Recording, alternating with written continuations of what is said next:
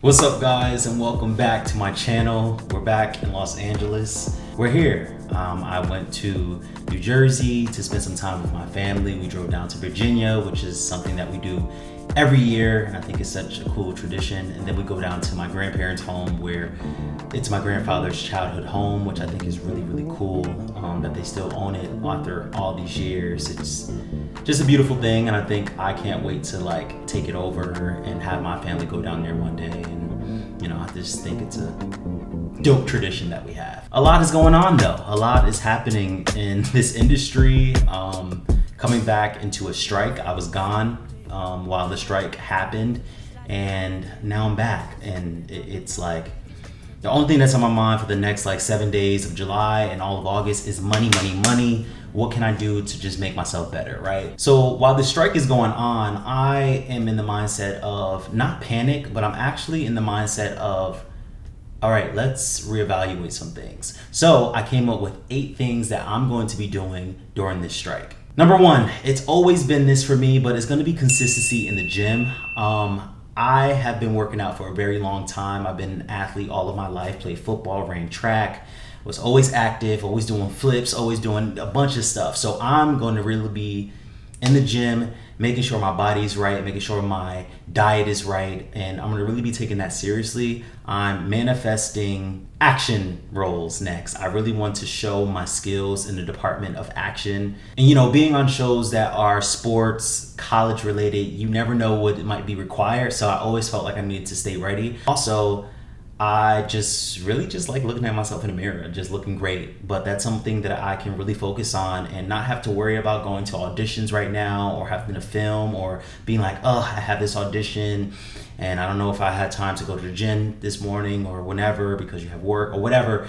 I feel like I can just really focus on the gym and make that a priority. So that's number 1. Number 2, I cannot wait to go out into the front lines and advocate for our rights. I feel like a lot of actors don't really talk about the things that happen in this industry, and I think that's what's missing. That's why I'm here. I really want to spread awareness. I want to spread awareness to people who might not know what SAG and WGA is going through and what we're fighting for. So I can't wait to get on the front lines. If you guys follow me for a very long time, you guys know that I am huge in the Black Lives Matter and just Black life preservation and our rights. I have spoken in front of big audiences, and I think that it's very important to just show solidarity with people and just finding a resolution and a common ground with the people who we are fighting against. Number 3, I'm going to be updating my material. This time allows me to update all of my material, my headshots. I have not gotten headshots in over a year. I have new hairstyles, and I feel like I can just update my profiles, my casting networks,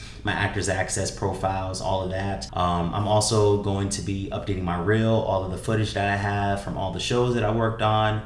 That sounds really cool. Thank you, God. But yes, I'm going to be updating everything that I need to. So when the pandemic, when the strike is done, I'm able to just be like, boom, boom, boom. I'm not scrambling to try to do anything. So that's the goal, is to get all of my materials updated and uploaded. Number 4, I'm going to get back into some classes, into some workshops. I haven't been in class in a very long time, probably since the pandemic happened. I feel like actors of all levels can use this downtime to improve their skills and their knowledge and expand their minds and just flex the muscle. I feel like acting is a muscle that you constantly have to flex. I feel like when you take a long time out of classes or you're not auditioning as much, that muscle can be weakened. You might have a hard time trying to memorize a monologue, memorize a long 14-page series regular script or lead.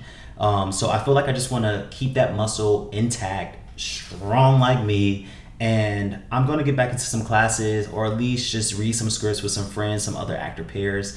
That's something that's going to keep me on my toes and ready for when this is all over. Number 5, right now, since we cannot work on anything, we can't work on any SAG projects, we can't work on non-union, of course. It's just kind of a complete standstill. That's what a strike is being a little bit uncomfortable. So there's no income flowing in. The residual checks are a little dried up right now. There's nothing that we can work on. So during this time, I'm going to be seeking for other employment in other areas. So I've been going a little bit more consistent, a little bit more harder with the content, trying to get brands to come and affiliate themselves with me and vice versa. Organically, of course. I'm also going to be looking for a regular little part-time job. Look, actors don't make as much money as you think we are. Yes, we can have some really big checks at one point, but we have to make that check stretch unless you're like a lead or, a series regular or something. But for most of us, we have to make big checks stretch for a very long time because we don't know when our next project is going to be. We don't know when we're going to get booked again. So right now, I just want some stability. I want some money. I got Renaissance tickets to buy and I'm getting them. Really, honestly, I'm getting a job just to purchase those tickets and not just be a dry bank account thereafter. And I have no shame in that. Last year, I had to get a job at Equinox where all of my friends were coming in, just seeing me behind the desk, being like, yo, you just were in a Will Smith movie and you are now working front desk at a gym. And it was very humbling, but I had to humble myself because I knew God was gonna bless me, which he did right after. Also in the mindset of working for the Lord and not for human masters. So I'm going to be seeking for employment. Number 6, I feel like this is a great time to network with other industry professionals, other writers. Reach out to some people that you might have been on set with before. See that call sheet and try to reach out to them on Instagram and see what they're doing. A lot of writers, a lot of actors that I know that I've worked with, a lot of directors that I've worked with as well are out there on the picket lines, and you never know what kind of conversation that can be brought up. You never know what that impression to be out there fighting, advocating for our rights in this industry might look like to other people who have the opportunity to hire you on their next project. And I know this is not like a networking kind of manipulating tactic. I'm gonna go out there just to meet people. You don't want to go pitch your script. You don't want to go say I'm an actor and you don't want to do any of that. I'm just saying to go out there and actually make a difference, actually make connections, actually talk to people and see what they're going through, how long they've been out there. Networking, of course, is very essential to this industry. You might get a job because you know the director, or you know the writer, or you know the executive producer over someone who might actually just be perfect for that role. But just because you know them, they are like, yes, I know them, I love the personality, I know they can kill it. Number 7, and for some actors, I feel like this is a perfect time to focus on self-development. Like I said, I'm really going really hard on social media and I really want to be consistent there. I feel like sometimes I can get consistent and then I'll fall off for like a month and then come back, and I feel like the algorithm, I feel like people aren't like gravitating towards it because they can't rely on a certain topic. They can't rely to see you all the time. So I feel like right now is a perfect time to engage with other peers, other people who might be in that space with you in content creation. If you're focusing on YouTube, focus on YouTube. Make sure you're posting that video once a week, twice a week, 3 times a week, whatever it is. If you're on TikTok, make sure you're posting videos every single day. Make sure you're always